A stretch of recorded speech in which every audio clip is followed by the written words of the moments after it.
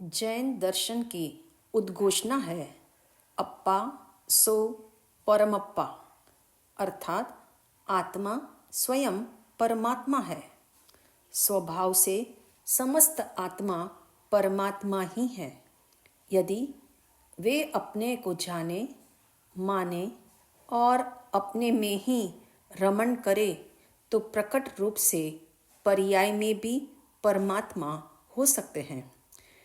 यहाँ एक मौलिक सवाल है।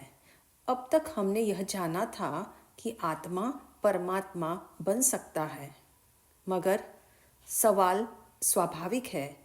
जब सभी आत्मा परमात्मा है तो परमात्मा बनने की क्या ज़रूरत है? होना एवं बन सकना दोनों एक साथ कैसे पॉसिबल है? इस पर गहराई से विचार करना होगा। अगर स्थूल दृष्टि से देखें तो होने तथा हो सकने में स्पष्ट विरोधाभास झलकता है, मगर सूक्ष्म दृष्टि से देखेंगे तब बात बोधगम्य हो जाएगी। इसे एक उदाहरण से समझ लेते हैं। कहते हैं, श्रेष्ठी चैतन्य अपने अंतिम समय में अपने इकलौते पुत्र चिंतन कुमार की चिंता से व्यथित थे। 10 वर्षीय चिंतन कुमार उनकी विशाल संपत्ति को संभालने में सक्षम नहीं था। आखिर दीर्घदर्शी चैतन्य सेठ ने सारी संपत्ति बेचकर बैंक में चिंतन के नाम से 5 करोड़ रुपये 15 वर्ष के लिए फिक्स डिपॉजिट कर दिए। पश्चात अपने घनिष्ठ मित्र सेठ सुमतिनाथ जी को यह रहस्य बताते हुए अनुरोध किया, जब तक चिंतन 25 वर्ष का न हो जाए उसे यह भेद मत बताना। पिता के स्वर्गवास के बाद बालक चिंतन बिल्कुल अनाथ सा हो गया। आखिरतः एक दिन वह अपनी आजीविका हेतु रिक्शा चलाने लगा। सेल्फ से पूछो, चिंतन करोड़पति है या नहीं? आप कहोगे नहीं, क्योंकि करोड़पति रिक्शा नहीं चलाता और रिक्शा चालक करोड़पति नहीं होता, जबकि उसके नाम 5 करोड़ रुपये बैंक में जमा है, ये हम जानते हैं। तथापि उसे करोड़पति मानने को क्या मन तैयार है? स्पष्ट है, व्यक्ति को उसकी जीवन शैली से जाना जाता है, बैंक बैलेंस से नहीं। यही बात आत्मा को परमात्मा मानने के संदर्भ में भी है।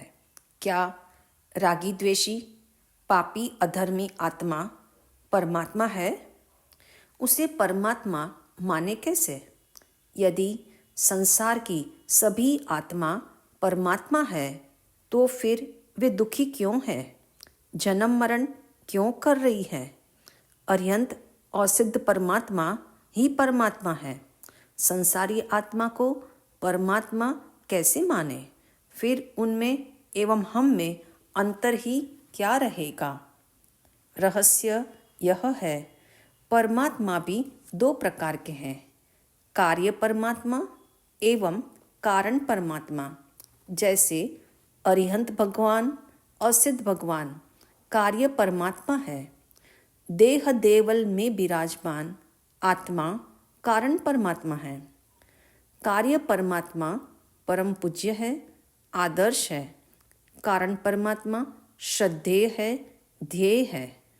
वंदन पूजन कार्य परमात्मा का किया जाता है एवं शरीर रूपी मंदिर में विराजमान निज भगवान आत्मा का ध्यान किया जाता है।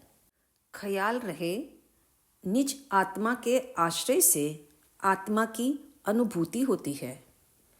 मौलिक बात यह है, जैसे युवक चिंतन कुमार चाहे इस समय रिक्शा चालक है, फिर भी वह करोड़पति है। इसी प्रकार अभी निर्णय कर लो, दीनहीन हालत में पापी अधर्मी होने पर भी हम सब स्वभाव से भगवान है, कारण परमात्मा है। आत्मा स्वयं परमात्मा है, तथापि वर्तमान में वह इसलिए दुखी है क्योंकि स्वयं को एवं स्वयं के सामर्थ्य को भूल गया है। तभी तो सब भूले हुए भगवान हैं। सुख स्वभावी होकर भी अनंत दुखी हो रहे हैं। वस्तुतः दुख का मूल कारण स्वयं को नहीं जानना है। जैसे रिक्शा चलाने वाला चिंतन कुमार यह नहीं जानता कि वह करोड़पति है, तभी तो गरीबी का दुख भोग रहा है। अगर आज उसे मालूम पड़ जाए 5 करोड़ रुपये मेरे नाम बैंक में जमा है, तो क्या उसका जीवन बदलेगा नहीं? ऐसे ही आत्मा अपने परमात्म स्वरूप का भली भांति जान ले तो क्या उसका दुख दूर होने में देर लगेगी? वस्तुतः आत्म अज्ञान के कारण ही अनंत काल से अनंत दुख उठाने पड़ रहे हैं। इससे एक बात यह भी प्रमाणित हो जाती है कि होने से भी अधिक महत्व उसका ज्ञान भान होने का है। मात्र होने से क्या होता है? होने को तो आत्मा अनादि काल से ज्ञानानंद स्वभावी शुद्ध ही है, तथापि इस बात का भान नहीं होने से परमात्मा होने का उसे क्या लाभ प्राप्त हुआ? होने को तो चिंतन भी जन्म से ही करोड़पति है, किंतु पता नहीं होने से आज पेट भरने के लिए उसे रिक्शा चलाना पड़ रहा है। इस जगत में ज्ञान के समान अन्य कोई भी पदार्थ सुखदाता नहीं है। जन्म, जरा, मृत्यु की बीमारी को हरने वाला परम अमृत ज्ञान ही है। ज्ञान से भी मूल्यवान श्रद्धा है। जिनागम में सम्यक दर्शन की महिमा सर्वोपरि है। हालांकि पहले जानना जरूरी है, मगर उसकी प्रतीति होना अत्यंत महत्वपूर्ण है।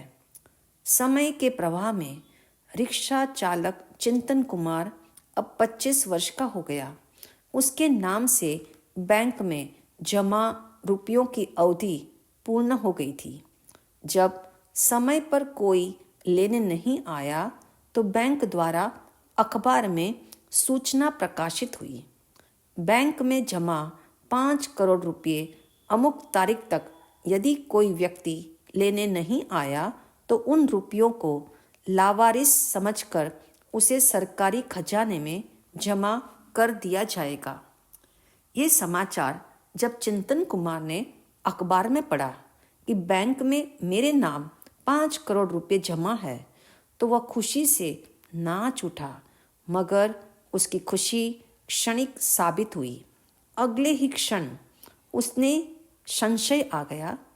वह सोच में पड़ गया, इतने रुपये मेरे नाम कैसे जमा हो सकते हैं? आज तक मैंने एक भी रुपया बैंक में जमा नहीं कराया। इसलिए उसने बहुत आश्चर्य से वह समाचार बार बार पढ़ा, क्योंकि उसके नाम के आगे पिताजी का भी नाम लिखा था।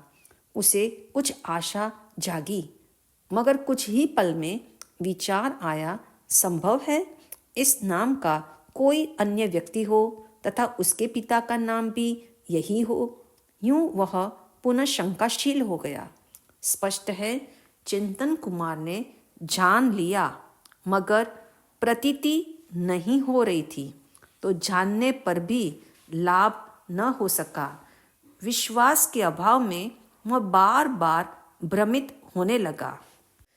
यहाँ समझना यह है, ज्ञान से भी मूल्यवान श्रद्धा है। मात्र जानने से लाभ नहीं होता जब तक श्रद्धा सिग्नेचर न करे।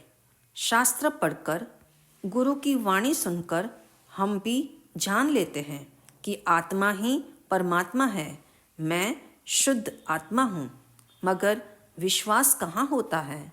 मैं स्वयं भगवान हूँ, ऐसा सम्यक श्रद्धान, सम्यक दर्शन हुए बिना दुख का अंत नहीं होता। तनिक सोचो, यदि रिक्शा चालक चिंतन कुमार अपने साथियों से कहे, मैं करोड़पति हूँ, बैंक में मेरे नाम 5 करोड़ रुपये जमा है, इसलिए तुम लोग मुझे गरीब रिक्शा वाला मत समझना, तो क्या उसके साथी इस बात को मानेंगे? ऐसे ही आगम पढ़कर या गुरु से सुनकर आप अपने साथियों से कहो, मैं परमात्मा हूँ, मुझे दीनहीन पापी अधर्मी मत मानना, तो क्या वे मानेंगे? इससे स्पष्ट है, सम्यक श्रद्धान अर्थात सम्यक दर्शन के अभाव में सही लाभ प्राप्त नहीं होता। सम्यक दर्शन के अभाव में आध्यात्मिक चर्चा भी बौद्धिक व्यायाम ही है। इससे न आत्मा का अनुभव होता है और न आकुलता समाप्त होती है, इसलिए प्रतीति सर्वत्र बलिष्ठ है। इधर बैंक वालों ने रेडियो स्टेशन पर उद्घोषणा प्रसारित की। यह ऐलान स्वयं चिंतन कुमार ने भी सुनी, अपने साथियों को भी सुनाया, तथापि भरोसा न होने से भ्रम यथावत बना रहा। याद रखना, जब तक भ्रम है तब तक कुछ भी हासिल नहीं हो सकता। सचमुच चाहे जितने गुरु, सद्गुरु, परम गुरुओं से ता जिंदगी जिनवाणी सुनो पढ़ो, तथापि आत्मा की अनुभूति के अभाव में आत्मचर्चाएं भी धरी रह जाती हैं।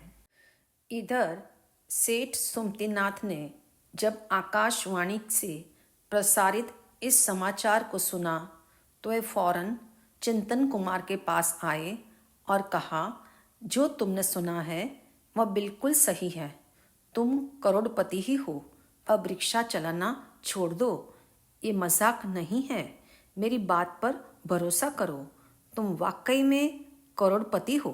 बेटा, मेरा विश्वास करो, ये तेरा ही नाम है जो अखबार में छपा है।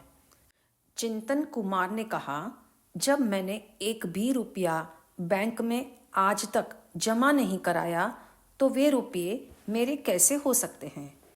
तब सेठ सुमतिनाथ ने कहा, यह एक रहस्य है जो तुम्हारे पिताजी ने अंतिम क्षणों में मुझे बताया कि उन्होंने तेरे नाम 5 करोड़ रुपये बैंक में फिक्स डिपॉजिट पर जमा कराए हैं, जो अब ब्याज सहित तुम्हें मिलेंगे। चिंतन कुमार ने उत्तेजित स्वर में कहा, यदि यही सच है तो आपने अब तक क्यों नहीं बताया? क्यों मुझे 2 रोटी के पीछे इतनी मशक्कत करनी पड़ रही? आप भी कैसे निष्ठुर हो। मैं रिक्शा चलाता रहा और आप देखते रहे। सेठ सुमतिनाथ ने गंभीर स्वर में कहा, बेटा, तुम्हारे पिताजी ने 15 वर्ष तक यह बात जाहिर करने हेतु मना किया था, ताकि नाबालिगी अवस्था में कहीं तुम संपत्ति को इधर उधर खर्च न कर दो। चिंतन कुमार को अब पूरी तरह से प्रतीति हो गई, विश्वास हो गया और उसकी मानसिकता चेंज हो गई। गरीबी के साथ एकत्व टूट गया और मैं करोड़पति ही हूँ, ऐसा गौरव का भाव जागा। इतना ही नहीं, चेहरे पर भी संपन्नता झलकने लगी। सचमुच मैं स्वयं परमात्मा हूँ, ऐसा जानने के बाद भी श्रद्धान दुर्लभ है। काल लब्धि पकने पर ही भव्य जीव को आत्मानुभवी का समागम सहज प्राप्त होता है। तब वे सद्गुरु उसे अत्यंत वात्सल्यता से समझाते हैं, हे आत्मन, तू स्वयं परमात्मा है, अपने ज्ञान स्वभाव को पहचान, तू सत्ता स्वरूप आत्मा है। पर्याय की पामरता पर विचार मत कर, अपने स्वभाव के सामर्थ्य को देख, उसी में अपनापन कर। संपूर्ण जगत से दृष्टि हटा, स्व में समा जा, तुझे निज परमात्मा के दर्शन होंगे। तब वह भव्य जीव कहता है, हे प्रभु, ये आप क्या कह रहे हो? मैं परमात्मा कैसे हो सकता हूँ? मैंने न जप तप किया, व्रत नियम भी नहीं पाले, इसलिए मैं अज्ञानी हूँ, मैं परमात्मा नहीं हूँ। तब वे ज्ञानी समझाते हैं, यह बनने वाले भगवान की बात नहीं है, बल्कि बने बनाए भगवान की बात है। स्वभाव की अपेक्षा तो इसी समय बना बनाया भगवान ही है। बहुत गहराई में एक बार ऐसा स्वीकार तो कर, तभी तेरी दृष्टि पर से हटकर स्वसन्मुख होगी। सेठ सुमतिनाथ एवं चिंतन का वार्तालाप रिक्शा स्टैंड पर हो रहा था। इतने में पीछे से आवाज आई, ए रिक्शा वाले, स्टेशन चलेगा? चिंतन ने तपाक से कहा, नहीं, जबकि अभी उसके हाथ में रुपये कहाँ आए हैं। तथापि अब वह रिक्शा नहीं चलाएगा, ये पक्की बात है। सचमुच जिसे आत्मा की प्रतीति हो जाती है, उसके आचरण में भी स्वतः बदलाव आ जाता है। जो स्वयं को परमात्मा मानता है, उसकी हीन भावना समाप्त हो जाती है। मज़े की बात तो यह है, चिंतन कुमार अभी भी वही मैला कुचेला फटा पुराना कुर्ता पहना हुआ है, मकान टूटा फूटा है। ये सब तो तब बदलेगा जब रुपये हाथ में आएंगे। तथापि वह खुद को अभी से करोड़पति ही अनुभव करता है। इसी तरह याद रखना, जीवन में श्रद्धा एवं ज्ञान तो क्षण भर में पलट जाते हैं, मगर चारित्र पलटने में समय लगता है। इस अद्भुत परम सत्य का एक बार स्वीकार तो करो। स्वभाव से मैं स्वयं परमात्मा ही हूँ। आत्मा में अपनापन स्थापित करके देखो, भीतर में कैसी क्रांति घटित होती है तथा अपूर्व शांति एवं आनंद का झरना बहता है। सावधान, इस अपूर्व सत्य का आनंद सिर्फ बातों से आने वाला नहीं है। बिना आत्म साक्षात्कार के आनंद का दरिया नहीं उछलेगा। इसके लिए पामरता के विचार छोड़ो, कायरता के विकल्प तोड़ो, स्वयं को शुद्ध आत्मा रूप पहचानो, आनंदित हो जाओ। गहराई से अनुभव करोगे तो शंका आशंका के लिए कोई स्थान नहीं रहेगा। यदि अब भी आत्मा की महिमा जानकर रोमांचित नहीं हुए तो जानना बात मात्र बुद्धि से ही जची है, किंतु मैं आत्मा हूँ, ज्ञान का घनपिंड हूँ, ऐसा एकत्व अभी स्थापित नहीं हुआ है। जब आत्मा में अपनापन हो जाएगा, तब आत्मा की बात अपनी बात लगेगी, यह मेरी ही बात हो रही है, ऐसा महसूस होगा और प्रसन्नता का निर्झर बहेगा। इसलिए एक बार अंतस्तल से स्वीकार करो, मैं शुद्ध आत्मा हूँ, मैं स्वयं परमात्मा हूँ।